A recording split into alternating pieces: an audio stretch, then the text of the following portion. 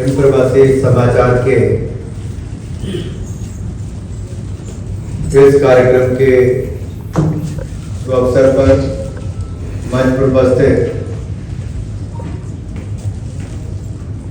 हमारे युवा एडिटर महोदय श्री अंकुर वासुदेव जी, श्री पवन वासुदेव जी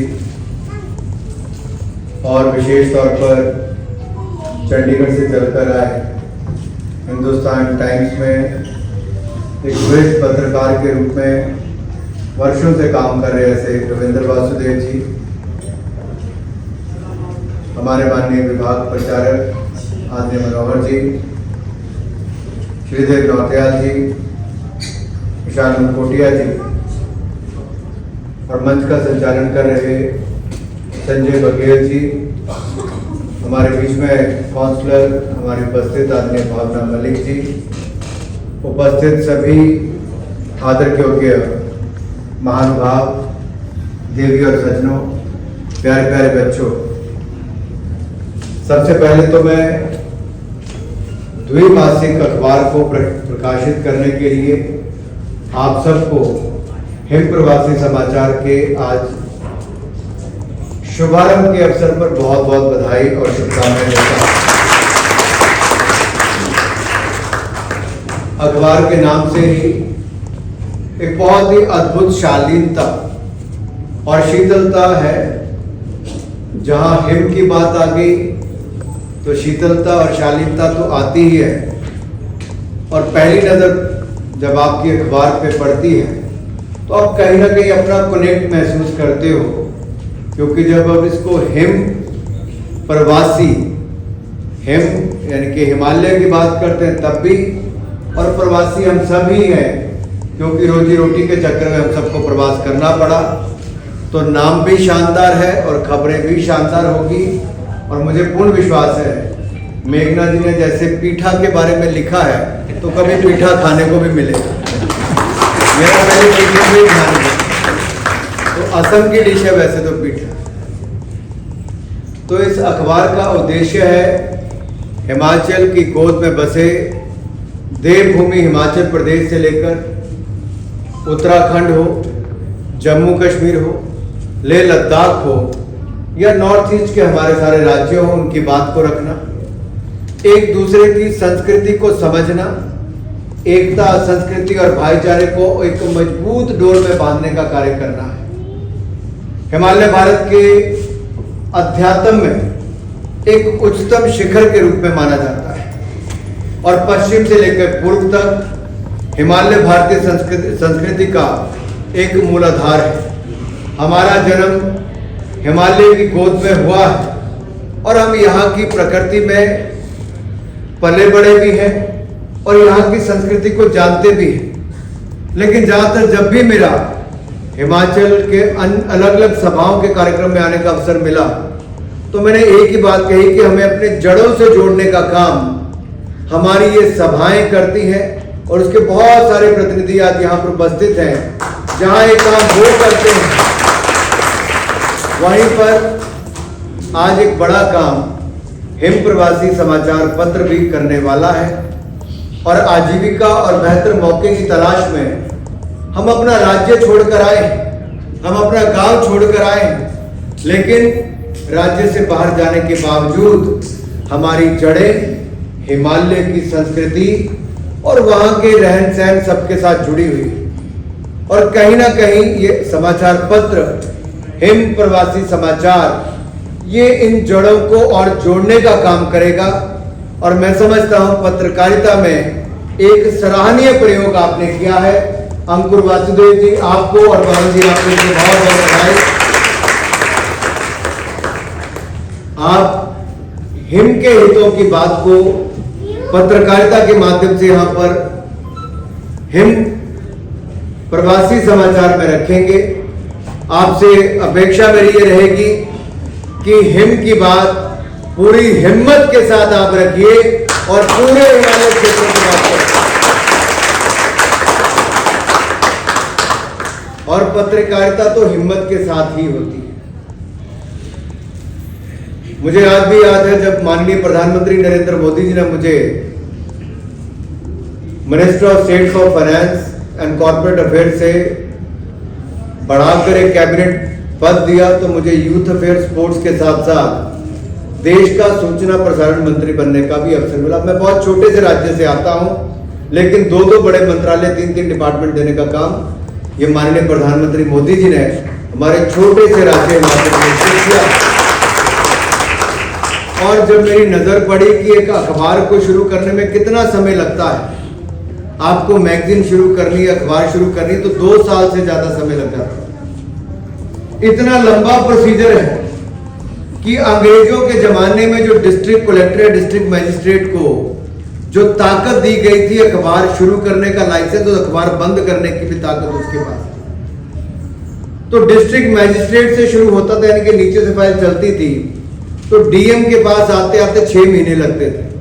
वो फिर दिल्ली वालों को लिखता था, यहाँ आरएनआई में आती थी, वो अपना समय लगाते थे। फिर आपको नाम मिलता था, नाम मिले, कौन से 3-4 नाम चुनने, उनमें से कौन मिले ना मिले, फिर वापस जिले में जाता था। वो फिर एक बार अपनी स्वीकृति देने के बाद फिर केंद्र में आता था। तो मैं सोचता था तो फाइल ले जाने में पत्रकार थक जाता होगा, तो क्या करना है भाई? क्या 2 साल से ज्यादा समय अखबार शुरू करने में लगना चाहिए कि कम समय लगना चाहिए? तो हमने इसको टेक्नोलॉजी के साथ जोड़ दिया। आज आपको रजिस्ट्रेशन करने के लिए डिस्ट्रिक्ट मजिस्ट्रेट के पास अप्लाई करिए और आप आरएनआई में भी अप्लाई करिए। ऑनलाइन आपकी एप्लीकेशन आती है। 2 महीने के अंदर अगर डिस्ट्रिक्ट मजिस्ट्रेट अपना जवाब नहीं देता है तो आरएनआई के माध्यम से हम आपको रजिस्ट्रेशन दे देते हैं। जो 2 साल का समय लगता था, आज मात्र 2 महीने में, आज हम 2 महीने में उसको पूरा करने का काम करते हैं। बहुत सारी अखबारें, हजारों ऐसी अखबारें हैं जो शुरू तो हुई लेकिन चली नहीं।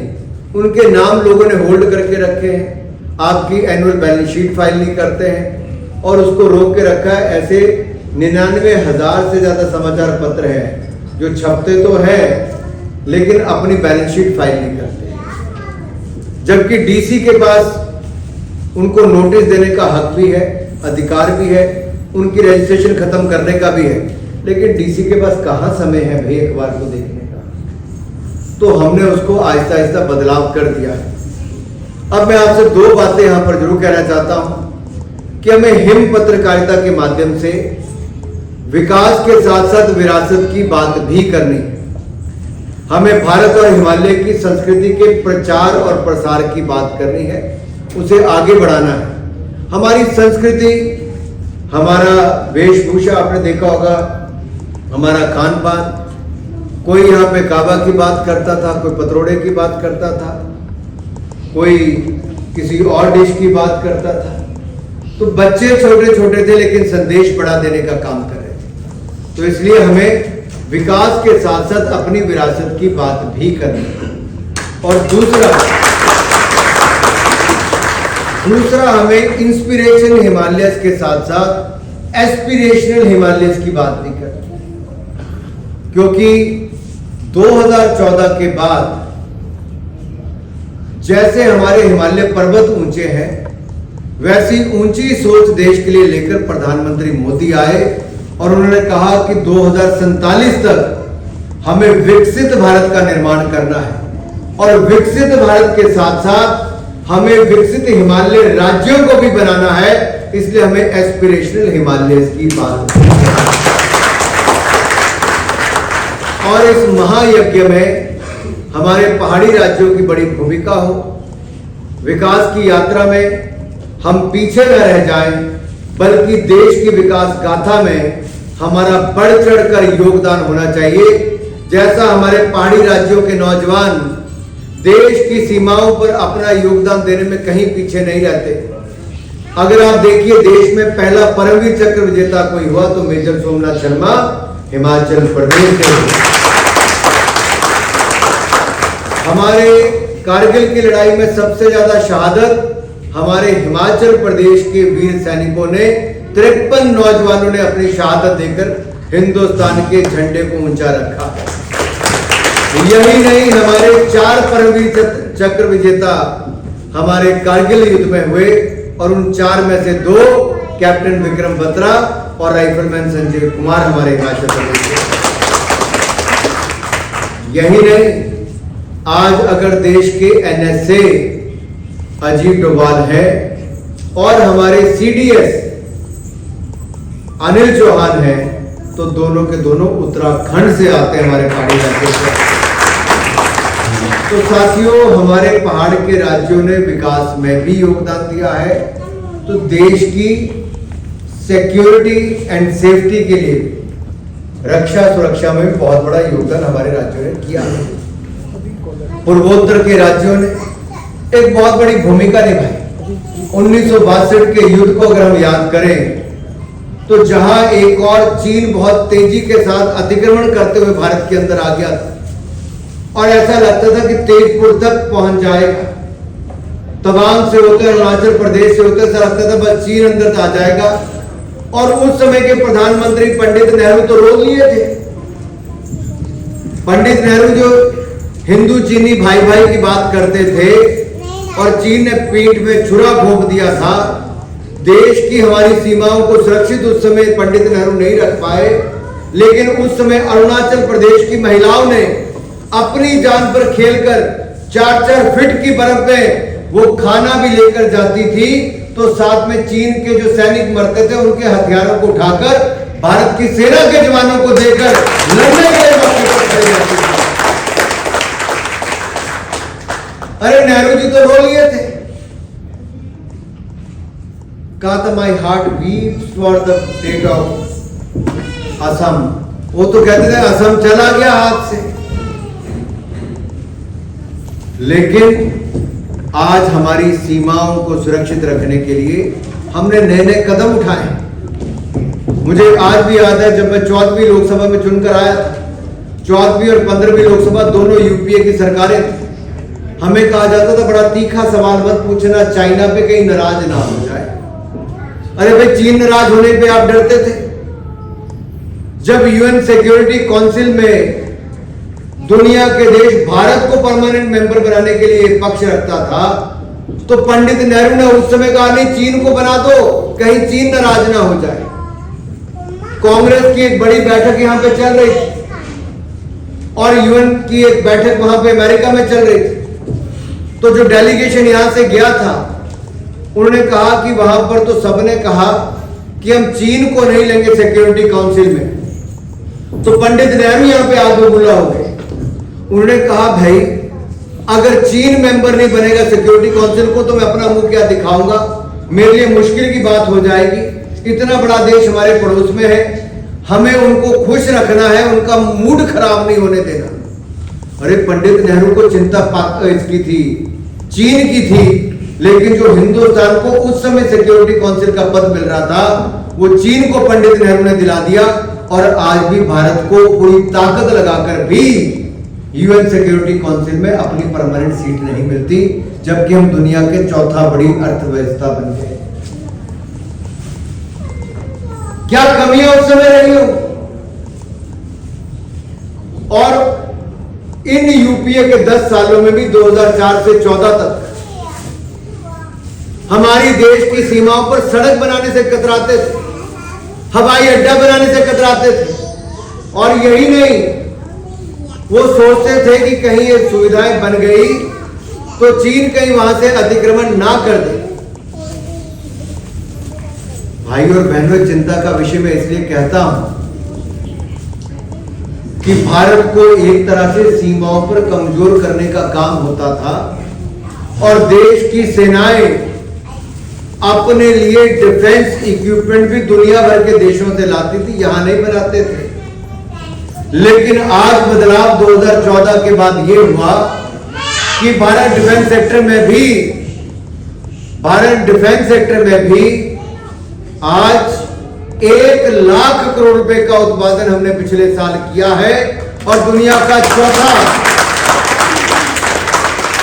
और डिफेंस मैन्युफैक्चरिंग में भी हम दुनिया की चौथी बड़ी ताकत बन गए।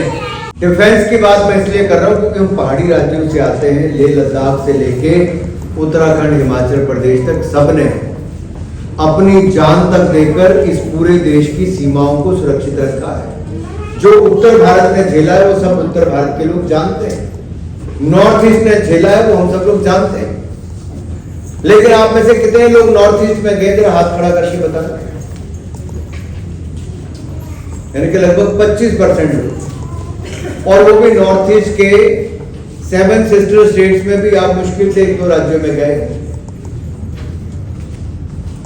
जब तक हमारा कल्चरल एक्सचेंज नहीं होता,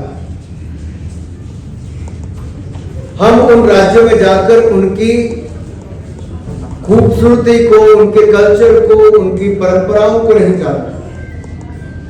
जैसे हम पत्थर पे बैठ के, नीचे बैठ के भोजन करते हैं, मणिपुर में वैसे बहुत सुंदर करके लगाते हैं। और वैष्णवी अगर देखे जाए तो मैथिली कम्युनिटी जो है तो मणिपुर में ज्यादा है। आप जितने मर्जी अपने आप को हिंदू कहते रहो, हम जितना मर्जी अपने धर्म को निभाएं, जितने मर्जी हम पूजा पाठ करें, लेकिन वहां पर जाकर देखिए वो कैसे करते हैं।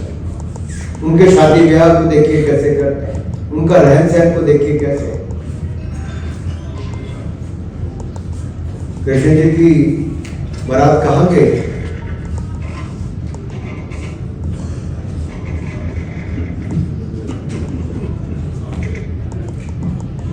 सब पत्रकार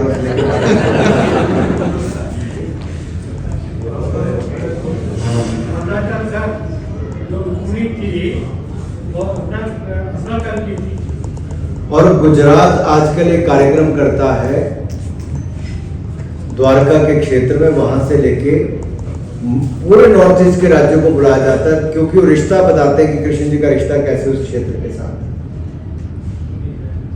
तो मैं कहने का भाव यह है कि आपने केवल एक समाचार पत्र शुरू नहीं किया, इससे बहुत ज्यादा ज्ञान का आदान प्रदान होगा। व्यंजनों से लेकर हमारी कला संस्कृति, हमारे इतिहास की जानकारी मिल पाएगी। अहोम राज्य के अहम का पता चल पाएगा। आपको ऐसी आज के करंट इशू से लेकर हिस्टोरिकल जो एविडेंस है उसको लेकर आप बहुत कुछ जानकारियां दे सकते हैं। और अंकुर जी, मेरा आपसे अनुरोध है, आप इसको फिजिकल कॉपी तो लाइए, आप इसका डिजिटल प्रिंट भी करिए, ताकि ये केवल पहाड़ी राज्यों तक सीमित न रह जाए। ये देश के कोने कोने और दुनिया भर में हम इसके संदेश को पहुंचाने का प्रयास करें। और आज मोदी सरकार की नीतियों के वजह से मणिपुर हो, मेघालय हो, मिजोरम हो, अरुणाचल प्रदेश हो, त्रिपुरा हो, नागालैंड हो, हमारे इन राज्यों में बहुत सारा विकास हुआ है। मणिपुर में 2022 में पहली बार मालगाड़ी पहुंची, 2023 में पहली बार इलेक्ट्रिक ट्रेन मणिपुर में पहुंची। नागालैंड में आजादी के बाद 2022 में रेलवे स्टेशन मिला। और यही नहीं, सिक्किम और अरुणाचल प्रदेश में पहली बार हवाई सेवाओं से इनको जोड़ा गया। उत्तर पूर्वी राज्यों में गुवाहाटी को पहली बार एम्स मिला। और भारत की जो पहली नेशनल स्पोर्ट्स यूनिवर्सिटी है वो 900 करोड़ रुपए की मणिपुर में खोलने का काम हुआ। और शिप रिपेयर फैसिलिटी भी हमारी जहां एक और असम में दी गई। तो अंतरराष्ट्रीय बहुआयामी लॉजिस्टिक पार्क असम के जोगी खोपा में बन रहा है। और यही नहीं, भारत शक्ति रिसर्च शेयर फरवरी 2024 में IIM शिलांग में उसको स्थापित किया गया।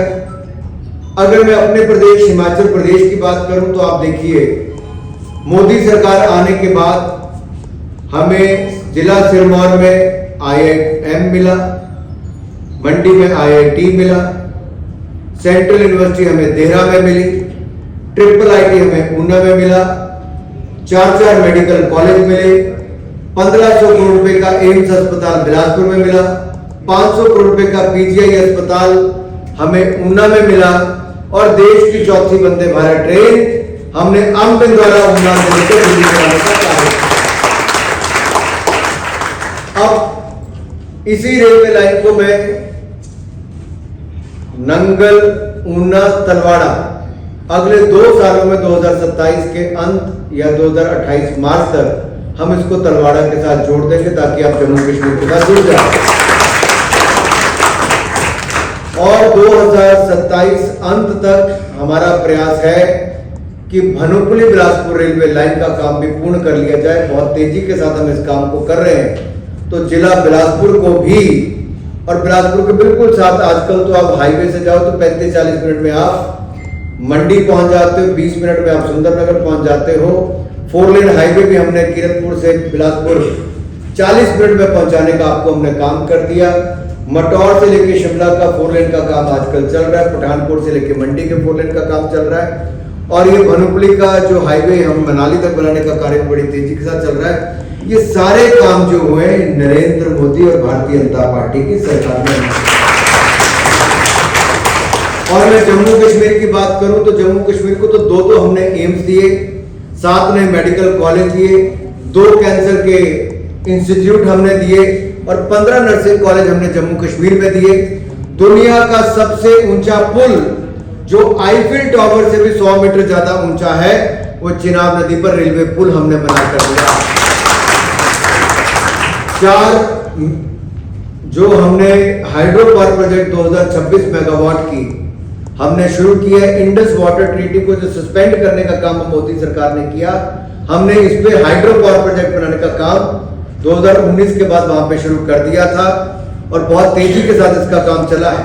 46,000 करोड़ रुपए की विकास की परियोजना जून महीने से मोदी जी ने जम्मू कश्मीर में लॉन्च की है और उधमपुर श्रीनगर बारामूला रेल प्रोजेक्ट तेजी से इस पे काम चल रहा है। जो जिला टनल हो या बाकी टनल्स हो, इनको बनाने का काम और जम्मू कश्मीर में डिस्टेंस को कम करके 24 घंटे 365 दिन जुड़ने का काम ये मोदी सरकार ने किया। अटल टनल कहां है? मनाली में, और लाहौल स्पीति के एरिया को जोड़ने का काम किया। अब लाहौल से आगे सिंकुला टनल हम बनाने का काम कर रहे हैं ताकि लेह को भी 365 दिन जोड़ने का काम ये भी हम देश में करने वाले हैं।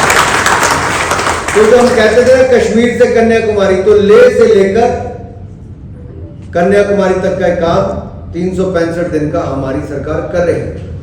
ऐसे बहुत सारे काम हैं जो मैं लंबी लिस्ट मेरे पास है, मैं इनको गिनाने पे नहीं जाऊंगा, लेकिन लाहौल स्पीति का जो ग्यू गांव है जो सबसे ऊंची जगह पर हमारे एक ऐसा गांव है, बहुत पिछड़ा हुआ गांव है, वहां पे मोबाइल सेवा हमने इस दूर से दूर गांव में पहुंचा दी थी। आज हम सैटेलाइट के माध्यम से भी फोन सेवा देने का कार्य कुछ क्षेत्रों में कर रहे हैं और आने वाले 1 वर्ष में आप देखोगे बहुत तेजी के साथ इस काम को और आगे बढ़ा दिया जाएगा। उपलब्धियों में जाने के बजाय मैंने पत्रकारिता के संदर्भ में बात शुरू की थी, अब मैं समापन भी उसी दिशा में करना चाहूंगा कि देश की सीमाओं को हमने बहुत अलग नजरिए से देखने का काम किया है। जो हमारा लास्ट विलेज होता था, मोदी सरकार उसको लास्ट विलेज नहीं कहती, हम उसको फर्स्ट विलेज कहते हैं। तो सोच बदली है, फर्स्ट विलेज को फर्स्ट प्रायोरिटी देने का काम भी किया, सड़कों से जोड़ने का काम, पानी से देने का काम।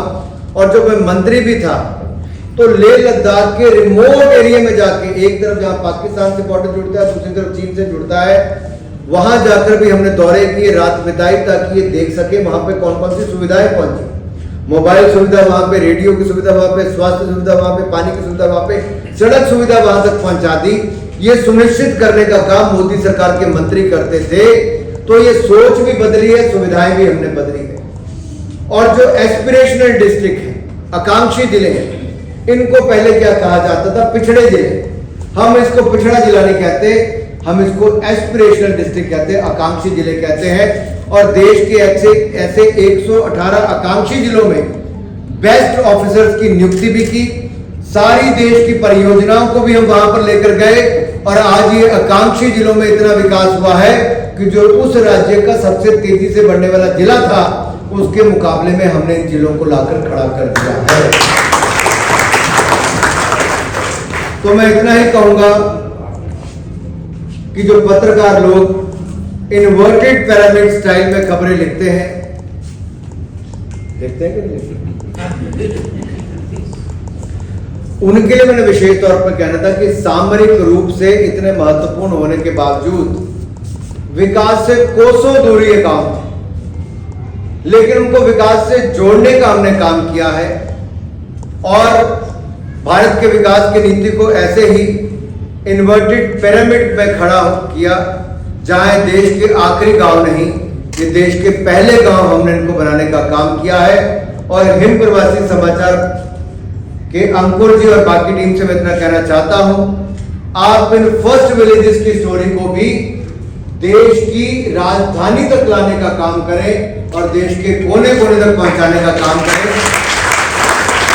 और देश की राजधानी से बनी जो पॉलिसीज हमारे पहाड़ी राज्यों और फर्स्ट विलेजेस और इन एस्पिरेशनल डिस्ट्रिक्ट्स की है, आप उन पॉलिसी प्रोग्राम्स को भी अपने हिंद प्रवासी समाचार के माध्यम से वहां के जन जन तक पहुंचाने का काम करें। तो दोनों तरफ से जोड़ने का काम करेंगे तो हम, मेरा मानना है, जिस सोच के साथ हमने हिंद प्रवासी समाचार को शुरू किया, हम उसके संदेश को बहुत ताकत के साथ नीचे ले जाने का काम करेंगे। आप सब आए, आप सबको इस कार्यक्रम की बहुत बहुत बधाई और हिंद प्रवासी समाचार के इस लॉन्च के अवसर पर आपको बहुत बहुत बधाई। धन्यवाद। जय भारत, जय हिंद।